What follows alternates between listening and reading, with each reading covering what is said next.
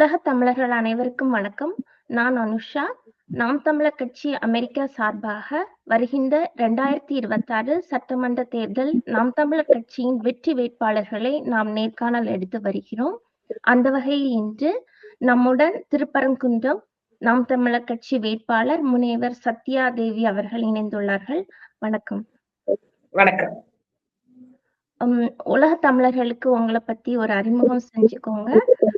அது கூட நீங்க நாம் தமிழர் கட்சியில எத்தனை வருஷமா உங்க அனுபவங்களையும் பகிர்ந்துக்கோங்க.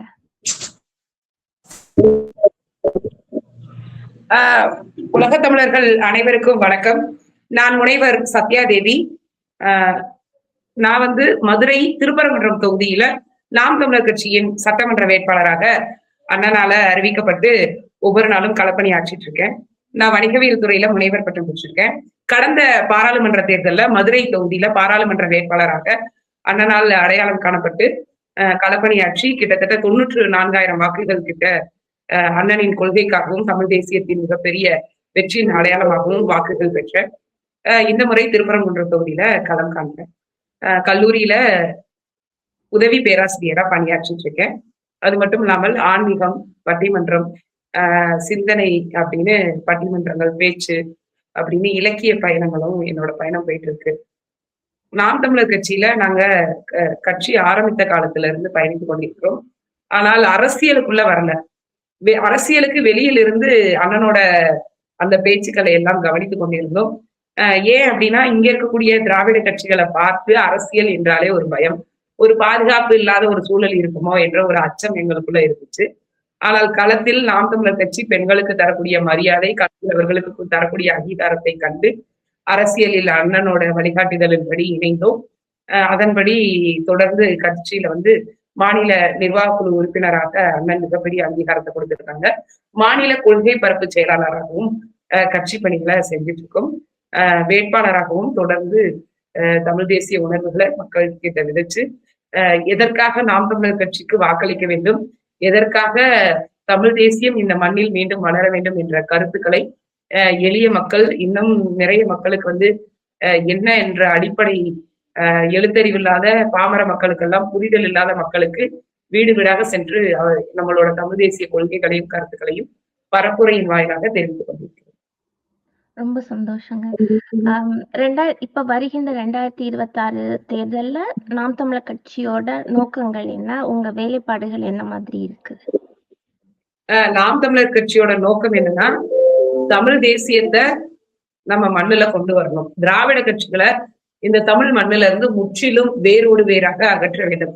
ஏன்னா 60 ஆண்டுகளுக்கு மேலாக திராவிட கட்சிகள் இந்த தமிழகத்தை வளரவே விடாமல், தமிழ் தேசியத்தை ஓங்கி ஒளிர செய்யாமல் ஒரு இருள் சூழ்ந்த நிலையிலேயே வச்சிருக்காங்க. இப்ப நாம் தமிழர் கட்சியோட நோக்கம் என்னன்னா, இந்த மண்ணுக்கான மக்களுக்கான அரசியலை செய்யணும் அப்படின்றது. இந்த மண்ணுக்கான மக்களுக்கான அரசியலை, தமிழர் நிலத்தை தமிழரே ஆள வேண்டும், தமிழரின் உரிமைகளை எங்கள் நிலத்தில் எங்கள் ஆட்சி, நல்லாட்சி வேண்டும் அப்படின்றதான் நாங்க நாம் தமிழர் கட்சியோட கொள்கையாகவும் நோக்கமாகவும் வைத்து செயல்படுறோம். இப்போ உங்க தொகுதி திருப்பரங்குன்றம் தொகுதியில மக்கள் சந்திக்கக்கூடிய பிரதான பிரச்சனைகள் என்னென்ன இருக்குது, அதுக்கு நீங்க என்ன மாதிரியான தீர்வுகளை முன்வைக்கிறீங்க? திருப்பரங்குன்றம் சட்டமன்ற தொகுதி அப்படின்னு பாத்தீங்கன்னா நிறைய பிரச்சனைகள் தான் இருக்கு. ஏன்னா இதற்கு முன்னாடி ஆண்ட திராவிட அரசுகள் தற்போது இருக்கக்கூடிய சட்டமன்ற உறுப்பினரும் அண்ணா திராவிட முன்னேற்ற கழகத்தை சேர்ந்தவர் தான். தொடர்ந்து அண்ணா திராவிட முன்னேற்ற கழகம், இடைத்தேர்தலின் போது திராவிட முன்னேற்ற கழகம், திராவிட கட்சிகள் தான் தொடர்ந்து இந்த மக்களை ஆண்டு கொண்டிருக்கிறார்கள். இதுல என்ன பெரிய சிக்கல் அப்படின்னா, இங்க இருக்கக்கூடிய நம்ம கல்வி கண்டிருந்த காமராசர் ஐயா பெயர் தாங்கிய மதுரை காமராசர் பல்கலைக்கழகம் இந்த பகுதியில தான் இருக்கு. திருப்பரங்குன்றம் தொகுதிக்கு உட்பட்ட பகுதியில இருக்கு.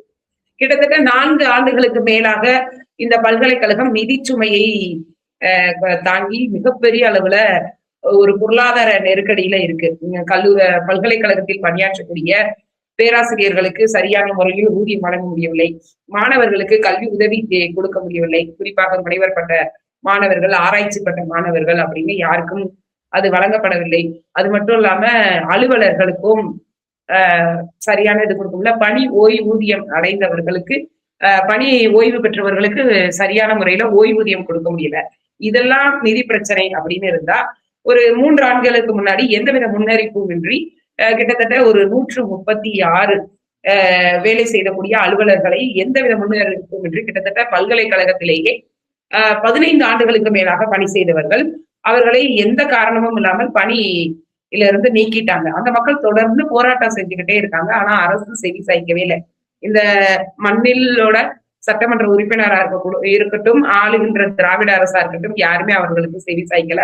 இதுல ரொம்ப வேதனைக்குரிய விஷயம் என்ன அப்படின்னு கேட்டீங்கன்னா, அந்த போராட்டத்துல 2 மாற்றுத்திறனாளிகள் கலந்துகிட்டாங்க. உண்ணாவிரத போராட்டம், கவன ஈர்ப்பு போராட்டம்னு பல போராட்டங்கள் மேற்கொண்டாங்க. அதுல ஒருத்தர் அந்த போராட்டத்தின் போதே உடல் நலக்குறைவு ஏற்பட்டு இறந்துட்டாங்க, ஒரு மாற்றுத்திறனாளி. இன்னொரு மாற்றுத்திறனாளி இங்க இருந்து இருசக்கரத்து வாகனத்தின் மூலமா சென்னை நோக்கி முதல்வரை பார்த்தாவது நமக்கு ஏதாவது ஒரு நல்லது நடக்கும் அப்படின்னு பயணப்பட்டதுல அவருக்கும் உடல் நல குறைவு ஏற்பட்டு அவர் இப்ப ஒவ்வொரு நாளும் மாத்திரை சாப்பிட்டு கொண்டு தன் உடலை பாத்துக்கிட்டு இருக்காரு. அப்படி அடிப்படை கல்விதான் ஒரு நாட்டோட மிகப்பெரிய வளர்ச்சியா இருக்கிறது. ஆனா இங்க பாத்தீங்கன்னா, இங்க இருக்கக்கூடிய திராவிட அரசுகள் கல்விக்கு எந்த விதமான முக்கியத்துவம் கொடுக்கல. குறிப்பா திருப்பரங்குன்றம் சட்டமன்ற தொகுதிக்கு. ஏன்னா ஒரு பல்கலைக்கழகம் அப்படின்றது எத்தனையோ கல்லூரிகளுக்கும் சரி, எத்தனையோ ஆசிரியர்களுக்கும் மிகப்பெரிய ஒரு அடையாளமாக இருக்கக்கூடியது. ஆனா பல்கலைக்கழக பிரச்சனையவே இன்னும் சரி செய்யல. இன்னைக்கும் ஒவ்வொரு நாளும் ஆசிரியர்கள் மாத ஊதியம் பெறுவதற்காக துணைவேந்தர் அலுவலகத்தின் வாயிலையோ இல்ல பதிவாளர் அலுவலகத்தின் வாயிலையோ உள்ளிருப்பு போராட்டம், காத்திருப்பு போராட்டம், அடையாள வேலை நிறுத்தம் இருக்காங்க. எல்லாரும் இப்படி போராட்டம், வேலை நிறுத்தம்னா அங்க படிக்கக்கூடிய மாணவர்களோட நிலை என்ன? அதுதான் என்னுடைய கேள்வி. மதுரை காமராசர் பல்கலைக்கழகத்துலதான் என்னோட முதுநிலை வணிகவியல் பட்டமும் பெற்றேன், ஆய்வியல் நிறைஞர் பட்டம் பெற்றேன், முனைவர் பட்டமும் வணிகவியல் துறையில பெற்றேன். இப்ப நான் படித்த பல்கலைக்கழகமே இப்படி இருக்கு. இப்ப எனக்கு நாம் தமிழர் கட்சி மிகப்பெரிய அங்கீகாரத்தை கொடுத்திருக்கு. பல்கலைக்கழகத்துல இப்படி ஒரு சிக்கல் இருக்கு அப்படின்னு என் மூலமா நான் மக்களுக்கு சொல்றது அந்த பல்கலைக்கழகத்தில் படித்த முன்னாள் மாணவி அப்படின்றத தாண்டி தமிழர்களோட கல்வி வளர்ச்சி, அதுவும் கல்வி கண் திறந்த ஐயா காமராசர் அவர்களுடைய பெயர் தாங்கிய ஒரு பல்கலைக்கழகத்தையே அரசு கிட்டத்தட்ட 4 ஆண்டுகளுக்கு மேலாக எந்தவித கவனமும் அதன் மேல் செலுத்தாமல் இன்னும் விரைவில் மூடக்கூடிய ஒரு சூழல்ல அந்த பல்கலைக்கழகம் இருக்கு அப்படின்றது ரொம்ப அவலமான நிலை. அடுத்து பாத்தீங்கன்னா, இந்த திருப்பரங்குன்றம் தொகுதி பெரும்பாலான கிராமப்புறங்களையும் சில சிறிய பகுதிகள் நகர்ப்புறத்தையும் கொண்டிருக்கக்கூடிய ஒரு பகுதி. இங்க மல்லிகை பூ விளைச்சல் அப்படின்றது ரொம்ப அதிகமான இருக்கும். இங்க இருக்கக்கூடிய விவசாயிகளோட நீண்ட நாள் கோரிக்கை. இப்ப இருக்கக்கூடிய சட்டமன்ற உறுப்பினர் கூட போன தேர்தல் அறிக்கையில 5 ஆண்டுகளுக்கு முன்பாக தேர்தல் அறிக்கை கொடுக்கிறாரு. இங்க இருக்கக்கூடிய மல்லிகை பூவை நான் சேமித்து வைக்கிறதுக்கான குளிர்சாதன கிடங்கு நான் ஆட்சிக்கு வந்தேன்னா வெற்றி பெற்றேன்னா செய்யறேன் அப்படின்னு. அவர் தான் வெற்றி பெற்றாரு. ஆனால் கிட்டத்தட்ட அடுத்த தேர்தலை இன்னும் அடுத்த மாதம் வந்துருச்சு. ஆனா இன்றளவும் அது வெற்றி அறிக்கை. எந்த திராவிட அரசா இருந்தாலும் தேர்தல் அறிக்கை வெறும் ஒரு கண் துடைப்புக்காக, விளம்பரத்திற்காக அப்படின்னு தான் கொடுக்குறாங்களே தவிர அதை செய்யவே இல்லை. ஒவ்வொரு நாளும் இங்க விளையக்கூடிய அந்த மல்லிகையை வெளிநாட்டுக்கு ஏற்றுமதி செய்யறாங்க. மக்கள் என்ன நினைக்கிறாங்க, இங்கே ஒரு நறுமண, அதாவது வாசனை திரவியம் இருக்கு இல்லையா, மல்லிகை சென்ட் அப்படின்னு சொல்லுவாங்க இல்லையா, அந்த தொழிற்சாலை நம்ம பகுதிக்குள்ளேயே இருந்தோம்னா பெரும்பாலான சமயங்கள்ல அந்த குறிப்பா பங்குனி சித்திரை மாதங்கள்ல பாத்தீங்கன்னா, அதாவது ஏப்ரல் மே மாதங்கள்ல பாத்தீங்கன்னா இந்த மல்லிகை பூவோட விளைச்சல் ரொம்ப அதிகமா இருக்கும். இப்ப விளைச்சல் ரொம்ப அதிகமா இருக்கும் போது விலை குறைவு, வேலை பார்த்ததுக்கு உண்டான கூலியே கிடைக்க மாட்டேங்குது. அப்ப இங்கேயே நம்ம பகுதிக்குள்ளேயே ஒரு தொழிற்சாலை ஒண்ணு இருந்துச்சு அப்படின்னா, நம்மளே இங்க மல்லிகைக்கான நறுமண தொழிற்சாலை ஆரம்பிச்சு நம்ம இங்க இருந்து உலக நாடுகளுக்கு ஏற்றுமதி செய்யலாம்னு நீண்ட நாள் கோரிக்கை. ஆனா இங்க இருக்கக்கூடிய திராவிட அரசு செய்யவே இல்லை. ஒரு அடிப்படை கல்வியா இருக்கட்டும், அடிப்படை இந்தியாவின் முதுகெலும்பே விவசாயம் அப்படின்னு தான் மகாத்மா காந்தி சொல்லியிருக்காரு. அப்ப 2 பேருமே இருக்காங்க. அதை தவிர்த்து பாத்தீங்கன்னா, திருப்பரங்குன்றம்னு அடையாளமா இருக்கக்கூடிய அந்த திருப்பரங்குன்றம் முருகன் கோயிலுக்கு பக்கத்துல இருக்கக்கூடிய ரயில் நிலையம், அந்த ரயில் நிலையத்தை கடந்து போறதுக்கு ஒரு சுரங்க பாதையோ ஒரு நடைபாதை வசதியோ கிடையாது. ஒவ்வொரு நாளும் பள்ளி மாணவர்கள், பள்ளி மாணவிகள், கல்லூரிக்கு போறவங்க, அந்த பகுதியில இருக்கக்கூடிய பள்ளி ஆபத்தான நிலையில காலை நேரத்துல நிறைய விருதுநகர், உங்களுக்கு தெரியும் கன்னியாகுமரி விருதுநகர் அந்த திருப்பரங்குன்றம் ரயில்வே நிலையத்தை கடந்துதான் மதுரை ரயில் நிலையத்துக்கு வரணும். அப்ப ரயில் பாட்டுக்கு ரயில் வரும், ரயில் போன உடனே மாணவர்கள் அந்த ஓரத்தை கடப்பாங்க.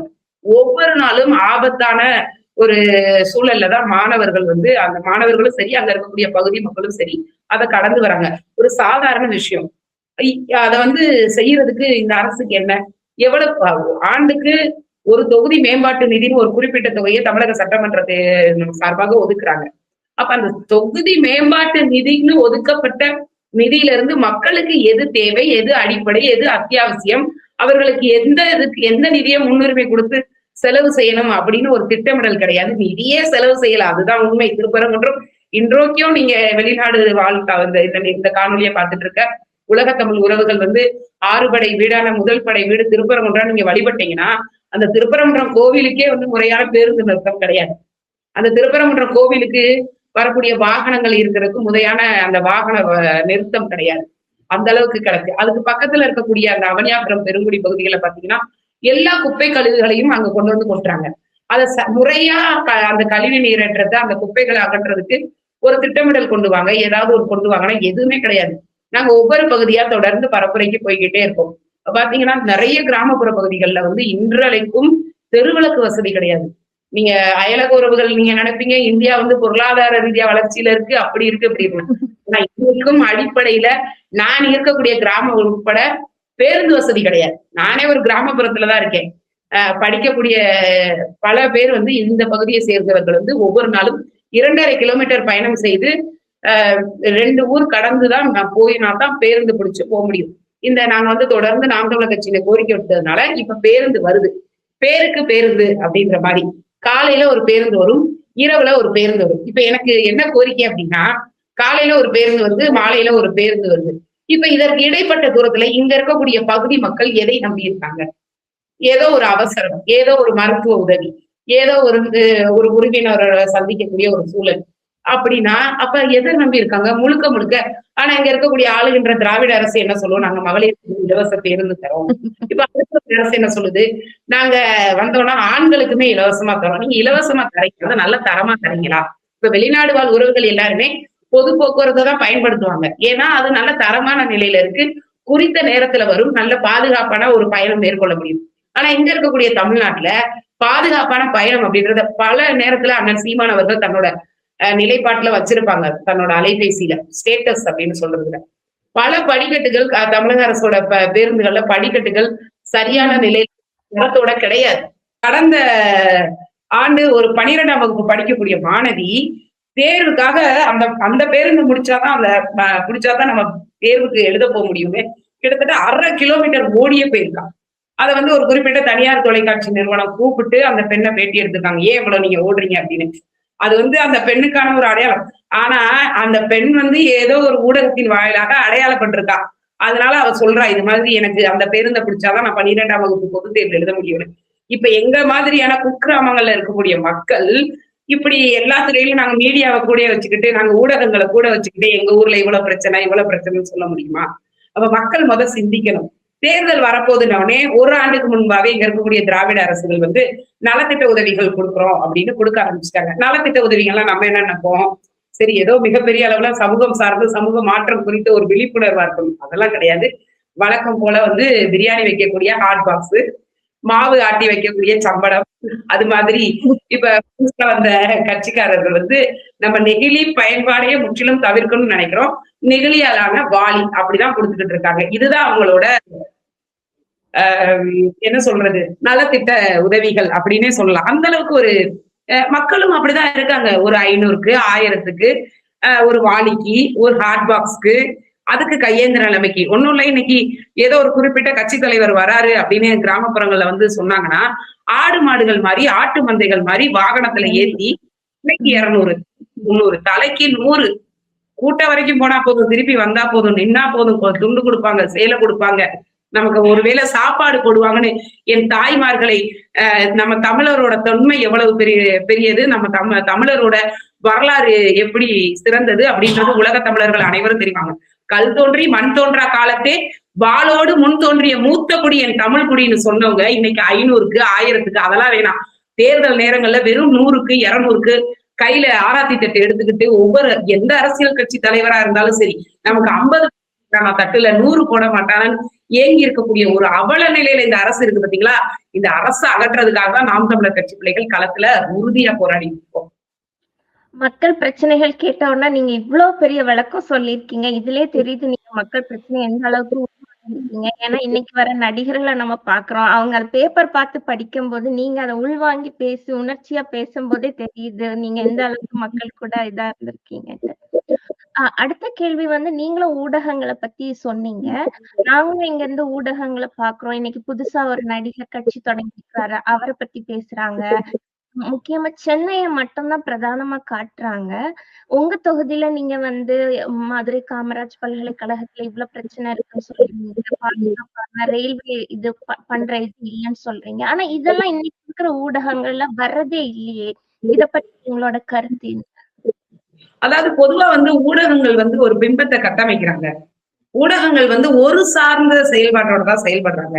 இப்ப நான் சொல்லக்கூடிய இந்த பிரச்சனைகள் எல்லாமே மதுரை மாவட்டத்துக்காக வெளிவரக்கூடிய செய்தித்தாள்ல அடிக்கடி வரக்கூடிய பிரச்சனை தான். இது செய்தித்தாள்ல வருது. ஆனா தொலைக்காட்சியில வந்தாதான் உங்களை மாதிரி அயலக உறவுகளுக்கு அது தெரியும். பரவலா இருக்கக்கூடிய மக்களுக்கு, இப்ப மதுரை இல்லாத பிற பகுதிகளில் இருக்கக்கூடிய மக்களுக்கு அது தெரியும். அது அவர்களுக்கு வந்து இந்த பிரச்சனையை பேசுவாங்க. ஒரு வரி செய்திகள்னு ரொம்ப 30 வினாடிக்குள்ள அந்த செய்தியை, மதுரை காமராசர் பல்கலைக்கழக பேராசிரியர்கள் போராட்டம், அவ்வளவுதான் அந்த செய்தி முடிஞ்சு. அதுக்கு பின்னாடி இருக்கிற வலியும் வேதனையும் உள்ளூர்ல இருக்கக்கூடிய களத்துல நிக்கக்கூடிய நாம் தமிழர் கட்சி பிள்ளைகளுக்கு தான் தெரியும். அப்ப ஆனா சம்பந்தமே இல்லாம இன்றைக்கு வந்து முதலமைச்சரோட பிறந்த நாள் விழா, முதலமைச்சர் வந்து இங்க போய் இவரை சந்திச்சாரு, அவரை சந்திச்சாரு. அவராவது தமிழக மக்களால தேர்ந்தெடுக்கப்பட்ட முதல்வர்.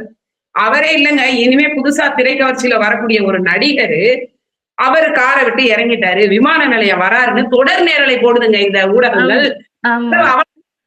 தொடர் உண்ணாவிரதம் இருந்தாங்களே மதுரை காமராசர் பல்கலைக்கழக மக்கள், அதை நீங்க நேரலையில போட்டிருக்கலாம்ல, அரசின் கவனம் பெற்று. அப்ப எதை தொடர் நேரலை போடணும், எதை தொடர் நேரலை போடக்கூடாது அப்படின்ற ஒரு வரம்பு கிடையாது. உண்மையிலே நான் ரொம்ப இதுவா சொல்ல வேண்டிய விஷயம் என்ன அப்படின்னா, குறிப்பிட்டு சொல்ல வேண்டியது, இப்ப கடந்த பிப்ரவரி மாதம் அண்ணன் போட்ட மாற்றத்திற்கான மக்களின் மாநாடு, அது பெரிய அளவுல ஊடகங்கள்ல கவனம் ஈர்க்கப்பட்டது. ஏன் அப்படின்னா அங்க ஒரே இடத்துல பல லட்சம் மக்கள் வந்து வந்தாங்க அப்படின்றத அப்ப வந்து இதற்கு முன்னாடியும் நம்ம பல மாநாடுகள் போட்டிருக்கோம், பெரும்பாலான மக்கள் வருவாங்க. ஆனா அப்பெல்லாம் வந்து இந்த ஊடகங்கள் வந்து நம்மளோட நாம் தமிழர் கட்சி பிள்ளைகள் அந்த களத்துல என்ன செய்யறாங்கன்றத ஒரு ஊடகங்கள் கூட கவனிக்கல. இப்ப வந்து மக்களின் மாநாட்டுக்கு வந்தாங்க, மக்கள் எல்லாம் அத்தனை பேரும் அவ்வளவு அமைதியா நின்னாங்க, மக்கள் அத்தனை பேரும் அவர்களோட நாற்காலியை அவர்களே வந்து வரிசையை அடுக்கி வச்சாங்க, எந்தவித நெகிழிப்பையும் பயன்படுத்தல, எந்தவித குப்பையும் போடல, எந்தவித ஆரவாரமும் பண்ணல, அவங்க வந்து அவ்வளவு நேர்த்தியா அந்த இதை வந்து நடத்தினாங்க அப்படின்னு சொல்றாங்க. நீங்க நல்லா சிந்திச்சு பாருங்க, மாவீரர் நாள்ல நம்ம இதே ஒழுக்கத்தையும் நேர்மையும் கடைபிடிக்கவில்லையா? இதே ஒழுக்கத்தையும் நேர்மையும் கடைபிடிக்கவில்லையா? அப்ப தேர்தல் வரப்போது எல்லா கட்சி கூட்டம் போல இதுவும் ஒரு கட்சி கூட்டமாக நினைத்துதான் அனைத்து ஊடகங்களும் இதை திசை திருப்பி நம்மளே நேரலை காமிக்கிறது. இப்பொழுது உண்மையிலேயே நல்ல வேலை தெரியுது. ஆனால் நாம் தமிழர் கட்சி ஆரம்பித்த காலத்துல இருந்து இந்த மண்ணுக்காகவும் மக்களுக்காகவும் தொடர்ந்து ஒரு சின்ன கூட்டமா இருந்தாலும் தெருமுனை கூட்டமா இருந்தாலும் இதே ஒழுக்கத்தையும் இதே நேர்த்தியையும் இதே கவனத்தையும் நாம் தமிழர் கட்சி கடைபிடித்துக் கொண்டுதான் இருக்கிறது. அதை இன்னைக்குதான் ஊடகவியலாளர்கள் வெளிச்சத்துக்கு கொண்டு வந்திருக்காங்க. அதுதான் வந்து பெரிய விஷயம். அப்ப அண்ணன் நடத்தக்கூடிய தொடர் இத்தனை கூட்டங்கள்லயே தெரியாத விஷயம் தன்னெழுச்சியா மக்கள் வந்த மக்களின் மாநாட்டின் மூலமா தான் தெரியுது. அதுவே வந்து ஒரு பெரிய இதுதான். அப்ப வந்து ஊடகங்கள் வந்து ஒரு சாராதான் செயல்படுறாங்க. இந்த திருப்பரங்குன்றம் தொகுதிங்கிறது கொஞ்சம் மத இது இறுக்கங்கள் அதிகமா இருக்கிற ஒரு தொகுதியாவும் இருக்குது. நாங்களும் அந்த பிரச்சனைகள் எல்லாம் பார்த்தோம். இதுல நாம் தமிழர் கட்சியோட நிலைப்பாடு என்ன மாதிரி இருக்குது? இல்ல, இது வந்து ஒரு கட்டமைப்பு தான். கட்டமைப்புனா புதுசா உருவாக்கப்பட்ட ஒரு பிம்பம், மாய பிம்பம்னு சொல்லலாம். உண்மையிலேயே திருப்பரங்குன்றம் தொகுதி ஒரு ஆன்மீக பூமி. நம்ம தமிழ் கடவுளான முருகனோட ஒரு ரொம்ப பிரசித்தி பெற்ற திருத்தலம் இருக்கக்கூடிய முதல் படை வீடு. இந்த திருவிழாக்கள் சஷ்டி பெருவிழாவா இருக்கட்டும், பங்குனி உத்திரம் விழா இருக்கட்டும், வைகாசி பெருவிழாவா இருக்கட்டும், முருகனுக்கான அத்துணை விசேஷ திருவிழாக்களும் இங்க ரொம்ப விமர்சையா பக்தர்களோட ஆரவாரத்தோட ரொம்ப ஆன்மீக பூமியில நடந்துகிட்டுதான் இருக்கு. இந்த மலையில தீபம் ஏற்ற பிரச்சனையை தான் நீங்க சொல்றீங்கன்னு நான் நினைக்கிறேன். இது வந்து உண்மையிலேயே வருட வருடம் நடக்கக்கூடிய ஒரு பண்பாடான விஷயம். இதுல வந்து புதுசா இந்த வருஷம் தான் நாங்க மலையில தீபம் ஏற்ற போறோம்னு வரலாற்று முரண் கிடையாது. அது வருட வருடம் நடக்கிறது. ஏன் இந்த வருடம் மட்டும் அரசு தீபம் ஏற்றக்கூடாதுன்னு நீதிபதி வந்து ஏற்றலாம்னு ஒரு கருத்தை பதிவிக்கிறாரு. ஆனா நீதிபதியே பேச்ச மீறி அரசு ஏற்றக்கூடாது அப்படின்னு சொல்றாங்க. இதற்கு ஒரு சில தரப்புகள் வந்து நாங்க ஆட்சிக்கு வந்தா, மக்கள் அடிப்படை பிரச்சனை எத்தனையோ இருக்கு, நாங்க ஆட்சிக்கு வந்தா திருப்பரங்குன்றம் மலை உச்சியில தீபம் ஏற்றுவோம், நாங்க ஆட்சிக்கு வந்தானா ஏத்த விட மாட்டாங்க, நாங்க பாதுகாப்பா இருப்போம் சிறுபான்மையின மக்களுக்கு அப்படின்னு சொன்னாங்க. இங்க பிரச்சனை அதுவல்ல. திருப்பரங்குன்றம் பகுதிக்கு பக்கத்துல இருக்கக்கூடிய அங்க இருக்கக்கூடிய ஒரு தர்காக்கு இதே திராவிட முன்னேற்ற கழகத்தை கூட்டணியை சேர்ந்த ஒரு பாராளுமன்ற உறுப்பினர் வராரு. வரும்போது சர்ச்சைக்குரிய ஒரு கருத்தை பதிவு பண்றாரு. அந்த பாராளுமன்ற உறுப்பினர் அத்தனை மக்களோட ஒரு பிரதிநிதி. அவர் வந்தார வழிபட்டுட்டு போயிருக்கணும். ஒரு சர்ச்சைக்குரிய கருத்தை பதிவு செய்ததற்கு பிறகுதான் திருப்பரங்குன்ற பகுதி அந்த மலை இஸ்லாமியர்களுக்கு சொந்தமானதா, இல்லை திருப்பரங்குன்ற அந்த மலை உண்மையிலேயே இந்துக்களுக்கு சொந்தமானதான ஒரு மிகப்பெரிய தர்க்கம் ஏற்படுது. அப்ப அமைதியா இருக்கக்கூடிய ஒரு சூழல்ல தேர்தல் வரப்போதா, போற வழியில ஏதாவது ஒரு கருத்து சொல்லிட்டு போயிருவோம். அப்ப இதுல மக்களை இரு பிரிவா பிரிப்போம், இதுல அரசியல் ஆதாயம் காண்போம்னு இங்க இருக்கக்கூடிய அரசியல் கட்சிகள் நினைச்சிட்டு இருக்காங்க. இதுல நாம் தமிழர் கட்சியோட நிலைப்பாடு என்ன அப்படின்னா, ஒருவேளை நாம் தமிழர் கட்சி பிள்ளையான என்னை நீங்க சட்டமன்றத்துக்கு அனுப்புனீங்க அப்படின்னா, திருப்பரங்குன்றம் பிரச்சனை என்பது பிரச்சனையே கிடையாது. இது திட்டமிட்டு அரசியல்வாதிகளால் உருவாக்கப்பட்ட ஒரு மாய பிம்பம் தான். ஒருவேளை மக்கள் அப்படி இருந்தாங்கன்னா மக்கள் தன்னெழுச்சியாவே போராட்டம் வந்திருப்பாங்க இல்லையா? இப்ப ஜல்லிக்கட்டுக்கு மக்கள் தன்னெழுச்சியா போராட்டம் பண்ணாங்களே, அப்படி பண்ணிருக்காங்க. உண்மையிலேயே அடிப்படையில் மக்கள் சகோதரத்துவத்தோடு தான் திருப்பரங்குன்ற பகுதியில, அதுவும் வேற்றுமையில் ஒற்றுமை என்பதுதான் இந்தியாவின் அடையாளம், தமிழர்களின் அடையாளம், குறிப்பா திருப்பரங்குன்றை பகுதி மக்களோட அடையாளம். அந்த அடையாளத்தை மக்கள் என்னைக்குமே மாத்தல. மக்கள் மனதளவில் எந்த பிரச்சனையும் இல்லை. ஒருவேளை பிரச்சனைன்னு யாராவது நினைச்சாங்கன்னா கூட அதற்கான தீர்வு நாம் தமிழர் கட்சி என்ன வச்சிருக்கோம் அப்படின்னா, மத நல்லிணக்க குழு அமைப்போம். மத நல்லிணக்க குழு இரு சமயத்தை சார்ந்த, இரு மதங்களை சார்ந்த மிகப்பெரிய தலைவர்களை அதற்கு தலைவரா போட்டு இருதரப்பு கருத்துக்களையும் கேட்டு ரெண்டு தரப்புக்கும் பரஸ்பரம் என்ன ஒரு உரிய முடிவோ அதை எடுத்து அவரவர் மத வழிபாட்டு தலைவர்களின் அந்த கருத்துக்கேற்ப அந்த நடவடிக்கையை நாங்க மேற்கொள்வோம் அப்படின்றத இந்த இடத்துல நாங்க ஆணித்தரமா உறுதியா சொல்றோம். ஏன்னா பிரச்சனை என்ன அப்படின்றத அடையாளம் கண்ட நாம் தமிழர் பிள்ளைகளுக்கு அதற்கான தீர்வு நிச்சயம் தெரியும் அப்படின்றதுனாலதான் அந்த தீர்வையும் நான் சொன்னேன். ரொம்ப சந்தோஷங்க. இன்னைக்கு இருக்கிற ரெண்டு திராவிட கட்சிகள்னால நம்ம கனிம வளங்கள் அல்ல இயற்கை வளங்கள் நிறைய சூறையாடப்படுகிறது. உங்க தொகுதியில அந்த மாதிரி பிரச்சனைகள் இருக்கு, அதுக்கு உங்களுக்குள்ள தீர்வுகள் என்ன? கட்டாயம் திருப்பரங்குன்ற பகுதியில இது மாதிரியான பிரச்சனைகள் இருக்கு. கனிம வள கொள்ளை, அதற்காக தொடர்ந்து நாம் தமிழர் கட்சி எங்களோட பொறுப்பாளர்களா இருக்கட்டும், உறவுகளா இருக்கட்டும், ஒரு ஒரு ஒரு அண்ணெல்லாம் தொடர்ந்து அவர் பகுதியில இருக்கக்கூடிய அந்த கனிம வள கொள்ளையை எதிர்த்து தொடர்ந்து அந்த பகுதியில போராடிட்டே இருக்காரு. மதுரையில என்ன அப்படின்னா, ஒவ்வொரு வாரமும் திங்கட்கிழமை மாவட்ட ஆட்சியர்கிட்ட நம்ம மனு கொடுக்கலாம். நம்ம ஏதாவது கோரிக்கை மனுவோ இல்லாட்டி நம்ம குறை தீர்க்கும் நாள் அப்படின்னு இருக்கு.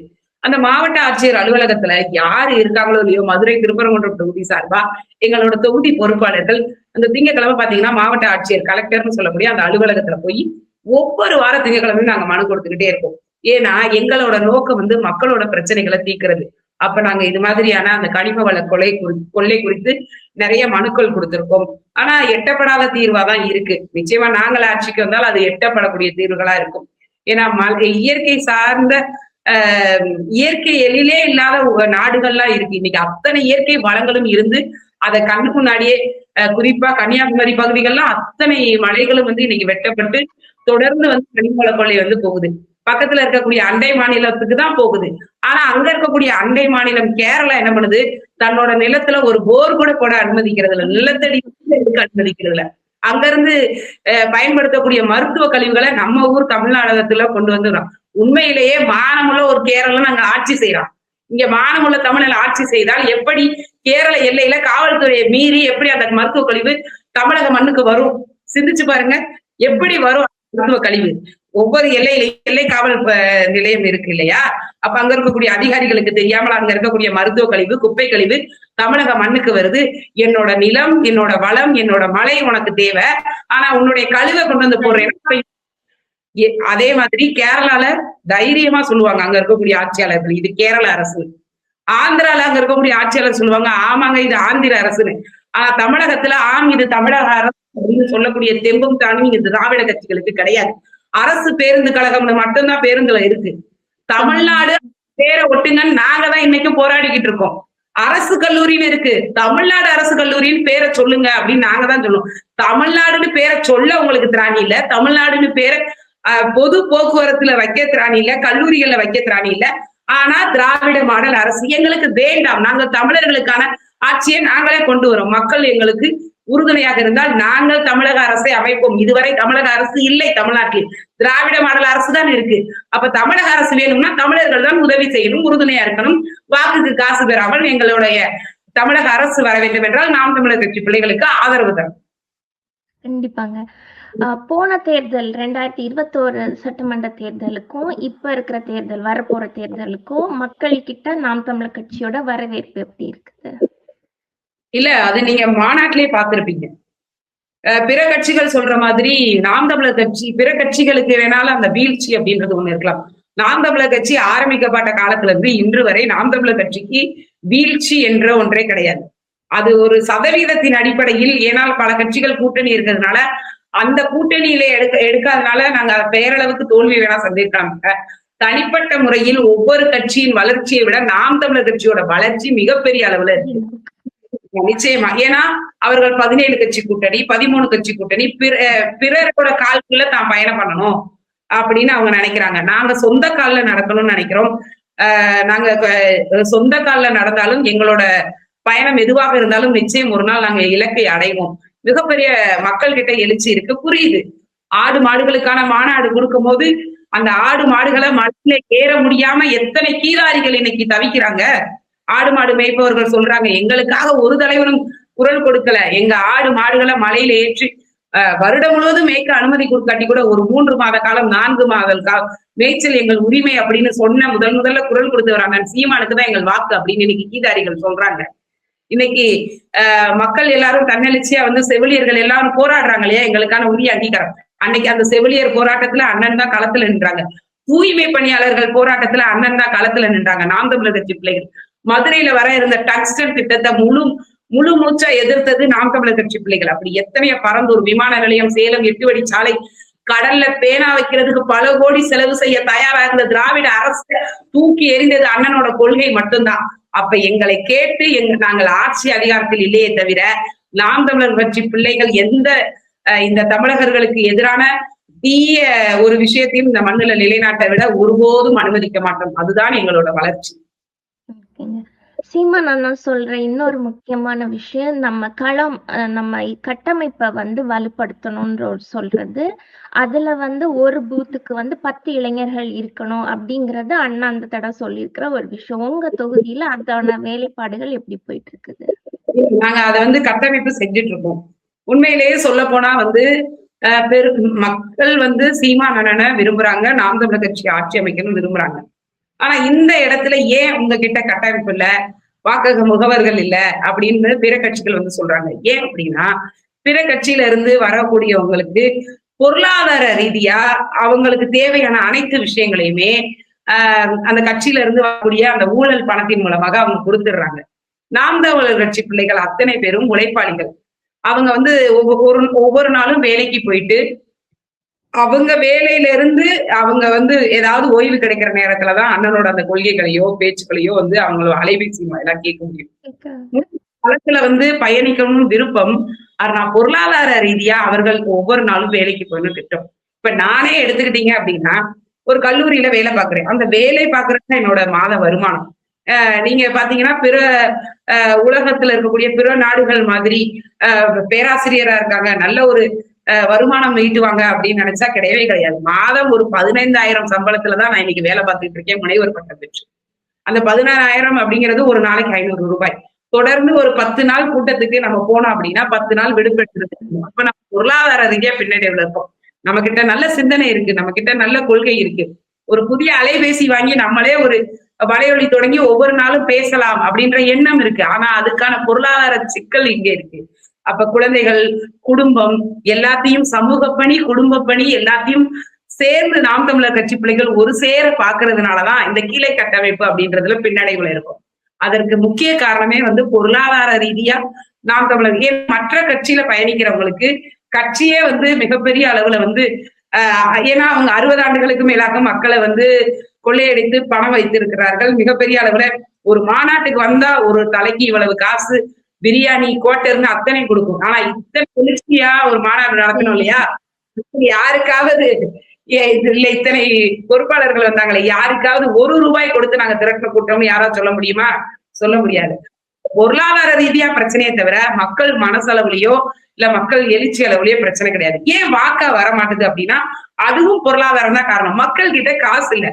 அப்ப அன்னைக்கு ஒரு நாளைக்கு யாராவது 1000 ரூபாய் கொடுத்தா அவனுக்கு கடவுளா தெரிகிறான். உண்மையிலேயே இந்த பொருளாதாரம் தான் நாம் தமிழர் வெற்றி பெறாததுக்கு காரணம், பிற கட்சிகள் வெற்றி பெறதுக்கு காரணம்.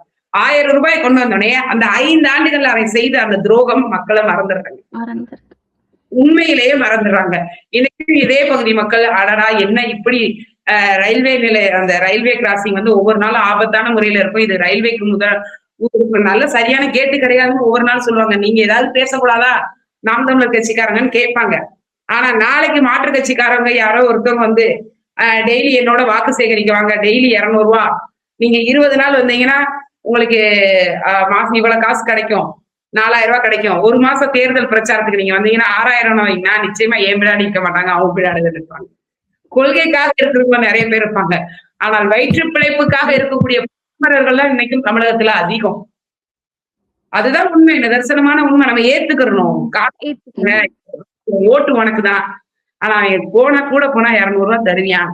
என் மயன் என் பிள்ளையெல்லாம் ஒழுங்கா சம்பாதிக்கல, அப்படியே மயன் சம்பாதிச்சாலும் சம்பாதிச்சுட்டு வர காசை தமிழக அரசு டாஸ்மார்க்லயே கூட்டு வந்துடுறியான். எங்க பொழப்ப ஓட்டணும்ல தாயி, நாங்களும் கஞ்சி இஞ்சி குடிக்கணும்ல தாயின்னு பாட்டி பேசுறாங்க.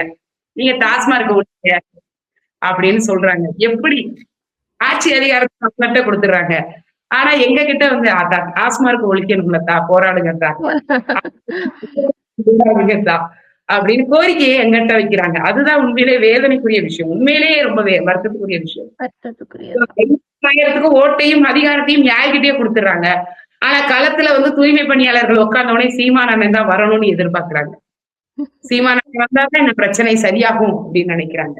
அப்ப வாக்கு போடும் போதே சிந்தித்து மக்கள் ஒரு முறையேனும் இந்த முறையேனும் சிந்தித்து வாக்களித்தால் நிச்சயமாக மக்கள் இப்படி கையேந்த வேண்டாம், போராட வேண்டாம். யாரும் எதற்காகவும் வந்து தன்னெழுச்சியாக எந்த வித எதையும் வந்து எதிர்பார்த்து காத்திருக்க வேண்டாம். எல்லாம் திட்டமிட்டபடி ஒரு செயல்முறை இருக்கு. மற்றவங்க வந்து நான் தமிழ் தேசியம் ஒரு கண்ணு, திராவிட ஒரு கண்ணுன்னு வாங்க. ஆனா என்ன அதற்கான திட்டமிடல் என்னன்னு கேட்டா தெரியாது. அடுத்த பக்கம் பேப்பர் ஏதாவது எழுதி இருந்தாலும் அவர்களால சொல்ல முடியுமே தவிர, பேப்பர் மிஸ்ஸிங்னா அங்க மேன் மிஸ்ஸிங்கிற மாதிரி போயிருவாங்க. ஆனா களத்துல வந்து நாங்க ஒவ்வொரு நாளும் பரப்புரையில இருக்கிறதுனால, இது நான் மட்டும் இல்ல, 234 தொகுதியில இருக்கக்கூடிய எல்லா வேட்பாளர்களும் நீங்க பாருங்க, கையில எங்கிட்ட துண்டுச்சீட்டு இருக்காது. மக்களோட பிரச்சனை என்ன, கடந்த சட்டமன்றத்துக்கு அவங்க அந்த தேர்தல் அறிக்கை என்ன, இப்ப நாங்க கொடுக்கக்கூடிய தேர்தல் அறிக்கை என்ன, எல்லாம் எங்களுக்கு. ஏனால் மக்கள் எங்கள் மனதில் இருக்கிறார்கள். அதனாலதான் எங்களோட வார்த்தைகளும் எங்கள் மனதில் இருந்து வருகிறது. ஆமா, கண்டிப்பா. இறுதி கேள்விகளுக்கு வந்துட்டோம். இந்த சட்டமன்ற தேர்தல்ல உங்க தொகுதி மக்கள், திருப்பரங்குன்றம் தொகுதி மக்கள் உங்களுக்கு ஏன் வாக்கு செலுத்தணும்? இவ்வளவு பிரச்சனைகள் சொல்லியிருக்கேன்.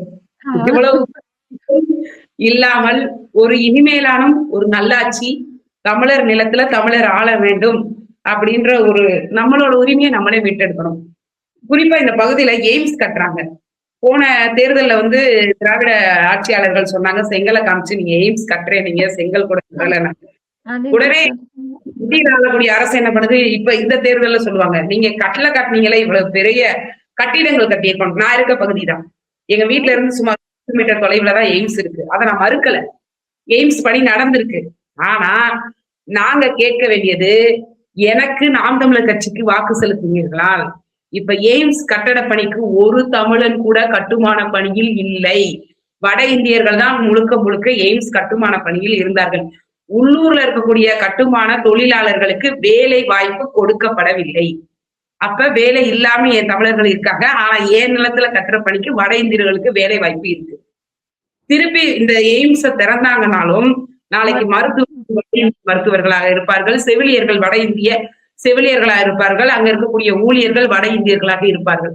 ஆனால் நாம் தமிழர் கட்சி பிள்ளைகள் நாங்கள் ஆட்சிக்கு வந்தால் எங்கள் நிலத்தில் எங்கள் ஆட்சி போல எங்கள் நிலத்தில் எங்கள் மக்களுக்கான வேலை வாய்ப்பு அப்படின்றது போல தமிழக மக்கள், குறிப்பாக உள்ளூர் பகுதியில மருத்துவர்கள் இருந்தாங்கன்னா அவர்களுக்கு வேலை வாய்ப்பில் முன்னுரிமை. செவிலியர்களா இருக்கட்டும், ஊழியர்களா இருக்கட்டும், இல்ல தொழில் பயிற்சியாளர்களா இருக்கட்டும், அந்த மருத்துவ உபகரணங்களை கையாளக்கூடிய கருவியலாளர்களா இருக்கட்டும், அவர்களுக்கு தான் நாங்கள் முதலுரிமை கொடுப்போம். அவர்களுக்கு தான் வேலை வாய்ப்பில் முன்னுரிமை கொடுப்போம். இலவச தரமான கல்வி, ஏற்கனவே இலவச கல்விதான் தமிழ்நாட்டுல இருக்குன்னு சொல்லுவாங்க. ஆனா இலவச கல்வி இருக்கு, ஆனா கல்வி கற்பிக்கிறதுக்கு போதுமான அளவு ஆசிரியர்கள் இல்ல. இலவச கல்வி இருக்கு, அங்க உட்கார்ந்து படிக்க தரமான கட்டிட வசதி கிடையாது. இலவச கல்வி இருக்கு, ஆனால் அங்க பயிலக்கூடிய மாணவிகள் போகக்கூட பாதுகாப்பான கழிவறை வசதி கிடையாது. அப்ப நாங்க சொல்லக்கூடிய இலவச கல்வியில பாதுகாப்பான இலவச கல்வி, பாதுகாப்பான கழிவறை, நல்ல தரமான ஆசிரியர்கள், நல்ல கட்டிட வசதி அப்படின்னு இந்த இலவச கல்விக்குள்ள இத்தனையும் அடைக்கிறோம்.